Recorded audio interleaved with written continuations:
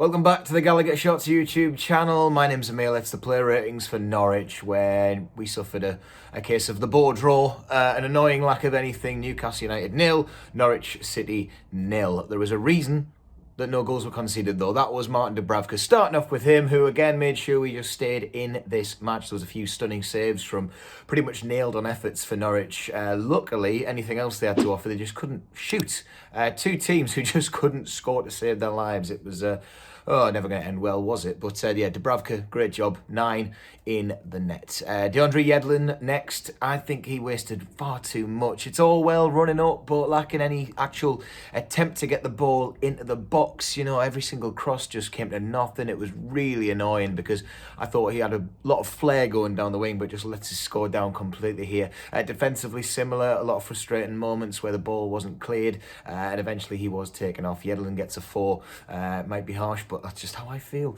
Fernandez, he had some solid challenges when it mattered. There's a few last-ditch bits and bobs. Panicked a little bit when Norwich flung forward the kind of habit of countering a lot of it, and yeah, a lot of tracking back, but yeah, job was done, I guess. Fernandez gets 6. Lascelles, on the other hand, had a pretty bad day. It was certainly outdone by Pukki a few times. He was slow to react. He was a little bit behind everything. He saw some better players as the game went on, and similar to Fernandez, a few last-ditch things, but just yeah, it's a bit worrying. Lascelles maybe getting into that ground again where you think, is he our best defender?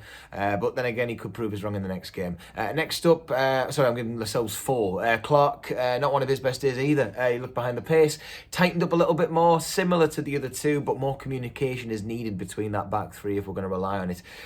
Clark gets 5. Ritchie going forward. It was pretty good. Never really created anything, though. A lot of his set plays were weak. They came to nothing. And it's a shame from Ritchie, but, you know, it's one of those where, yeah, he's going to grab the game by the scruff of the neck, but we're not seeing it at the minute. Ritchie gets 5.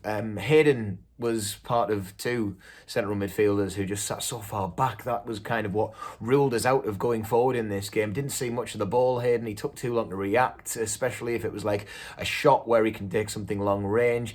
Injury eventually finished him off, but yeah, Hayden gets a 5. On to Bentaleb, first time we've spoken about him. Bit of a passenger in this game, some clever bits on the ball, but again, it was like, right, side to side, let's try and get forward, mate. Didn't do anything wrong, but just a bit more creativity. It was one of those games where, you know, you're not going to see much of him, but ultimately a kind of invisible first home game in the league. It could get better, who knows. Bentaleb gets 6. Almiron, usual effort, but missing a glorious opportunity at the first half. That goal where he was open just after Krull had saved from Joelinton. He got us out of some situations, mind, in that second half. Norwich were bounding forward. Almiron was the one that could work his way out, but again, he seems to just take too long. He's certainly more confident, but there was a bit where he just cut in, and it's like, there's the pass there, mate. Make that decision instead of the one that you've made. But, you know, sometimes it doesn't happen. Almiron gets 7. Saint-Maximin, really poor game.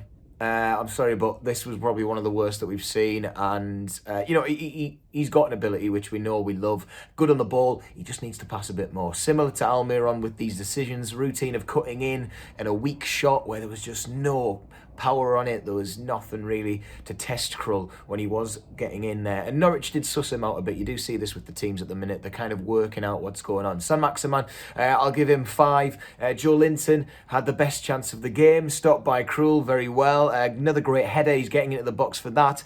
He needs to move a bit quicker off the ball. There was the one that Match of the Day picked up on, and every single other person who doesn't like this Brazilian has picked up on. Yeah, just that he's not really getting there. And, you know, fine. I'm of the persuasion that Joelinton can improve and will get better, but he's the only striker up there. He caused a few problems, but the service was really lacking in that game, and that's all we've got at the minute. So what can we do? 7 for Joelinton. The subs, you had Lazaro, who looked handy on the ball, didn't get many chances to shine, but there's something there, I reckon. You've got to be pretty good if you play for Inter Milan. 6 for Lazaro. Longstaff came on for Hayden. He looked like he wanted to make a few changes. A few annoying lapses, which we've seen recently, but by no means the worst one on there. Longstaff gets 6 as well. And finally, Rose, brief appearance. You know what you're getting with him, really. It's a solid defender at the back there. And yeah, I'd like to see maybe start a game. I think if we're going to have this wing back, he's the one that can create a bit going forward. He used to tear us to bits for Tottenham, and he loves fish and chips as well. So that was the moment of the game when the crowd started singing that. Absolutely brilliant. 6 for Rose, although we only saw 15 minutes, so that's kind of tinted through my fish and chips eyes at the minute. Going back to what I said just about Joelinton there, we're playing with what we have at the minute. It's annoying that we can't do it against these lower teams at home, like Brighton. It was very similar to that game. And we can't really fault the players for the fact that we don't have a striker. The club failed in the transfer window with that one. And yeah, I know we've got some decent signings, but the one thing we needed, we didn't get. So now we go into the second half of the season having to use what we have. Hopefully, Gale can come back, Muto, Carroll, and then we can see what happens and try and change things. But we need some changes in that setup, really, if we want to do more. But it's not Joelinton's fault. So there we go. I thought he was good in that game, as you might have seen on my Twitter. But people will disagree with that, and everyone's fine, entitled to their own opinion. I will not look at anyone differently if they don't like Joelinton. New signings might prove to be good. The break is going to help with the injury list, and we should be okay. You'd like to think, anyway. But this is Newcastle United. The Cup awaits next. God knows. If I say we'll lose, we might lose. But then again, we might win. That's football. I'm tired.